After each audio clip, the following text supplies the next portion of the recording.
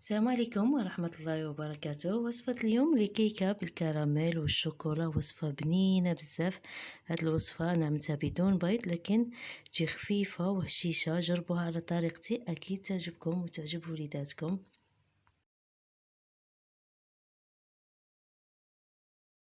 نبداو بالمقادير الجافة. بالمكونات الجافة نعملو كأسين من الفرينة، سعة هاد الكأس 220 مليلتر، رشة ملح، نصف كأس من الكاكاو.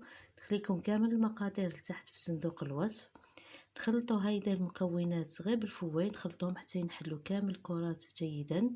من بعد نضيف ظرفين من الخميرة الكيميائية 20 غرام. ضروري تغربلو الخميرة الكيميائية باش ما يبقاوش فيها هادوك الكريات. ونزيد كأس ناقص ربع من السكر. ممكن تعملوا كأس كامل إذا تحبوا الحلاوة، لكن احنا مشي نعملوا الكراميل وعاود الشوكولا. لذا أنا نقصت نصف كأس كذلك من الزيت. مهم جدا الكأس اللي تبداو به كملوا به حتى الأخير، وكأس مملوء من الحليب. ونخلط هيدا المكونات. نضيف كذلك ساشي من لافاني أو ملعقة صغيرة من لافاني، ونخلط هاد المكونات. نسخن كذلك كأس من الماء. هاد الماء غليته، ماشي غير تسخنوه، غليوه حتى يوصل لدرجة الغليان. عاد نضيفوه هيدا في الأخير، نضيفوه بشوية وحنا نخلطو. أنا ضفت كأس كامل، لكن ممكن يبقى لكم منه شوية إذا كانت الفرينة ما تشربش. نخلط هيدا حتى يتجانسوا كامل المكونات. ندهن كذلك الصحن اللي يدخل الفرن بالزبدة ونرشه بالفرينة. قياس تاع هذا الصحن هو 25 سنتيم. الفرينة توجور هذاك الزائد نعاودو نحيوه، ما نخليوهش في الصحن، نعاودو نفضوه. الفرن عملته يسخن على 180 درجة، أي درجة حرارة متوسطة.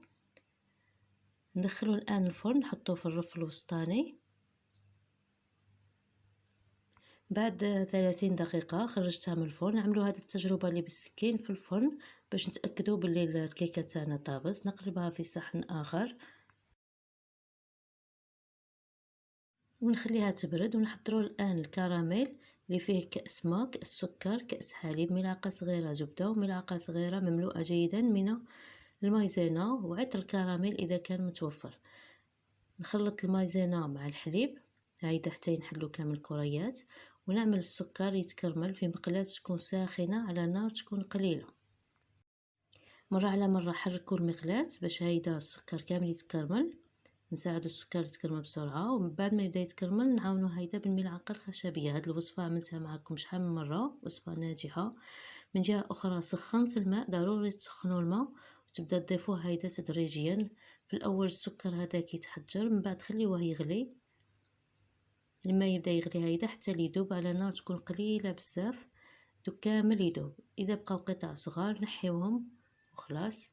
نضيفو الآن خليط تاع مايزينا ونشا اللي خلطناه في الأول، ونقعدو نحركو مع الاستمرار في التحريك باش ما يتكورناش حتى اللي تعقد تولي كريمة. نضيف الآن ملعقة صغيرة من الزبدة وعطر الكراميل ونحرك. خليته برد شويه هيديك في المقلاة، وعاود عملته في ان ساشي. نعملته في ان ساشي دو كونجيلاسيون ولا اون بوش ادوي، وخليته هيدا على جنب بلاش ما يزيد يبرد شويه. الكيكه حتى هي بردت، راني ماشي نعمل فيها ثقوب. عملوا ثقوب باي شكل دائري يكون عندكم كما اللي راه موضح هيدا في الفيديو. هاد الثقوب كامل نعاود نعمرها هيدا بالكراميل. كميه الكراميل تجيني كيف كيف، ما يبقاليش منها في الاخير. عملت للكلاصاج كذلك شوكولا، 80 غرام من الشوكولا، 3 ملاعق من الحليب، وملعقتين من الزيت. نحطهم على حمام مائي، غير يبدا يغلي الماء نطفي النار ونقعد نحرك فيها، نحركها حتى تذوب وتولي هيدا سائله، ونزيدها على الكيكه. هاد الكلاصاج سهل ويقعد طري ويجي بنين في نفس الوقت. وزدت زينتها في الجوانب بالكاوكاو، ورشيت عليها كذلك الشوكولا، وفي الجوانب عملت شويه تاع الفايتين من تحت. والتزيين دائما يبقى اختياري، كل واحد يعمل الشيء اللي يحبه. هذه كانت وصفة اليوم، تجي بنينة، جربوها بالشوكولا والكراميل، تجي حلوة شوية، لكن معليش مرة على مرة إلا عملنا هاد الوصفات ماشي راهم كل يوم. إذا عجبتكم الوصفة عملوا لايك واشتراك وفعلوا الجرس اللي بجانب اشتراك ليصلكم كل جديد. إلى فيديو آخر إن شاء الله. دمتم في رعاية الله وحفظه. السلام عليكم.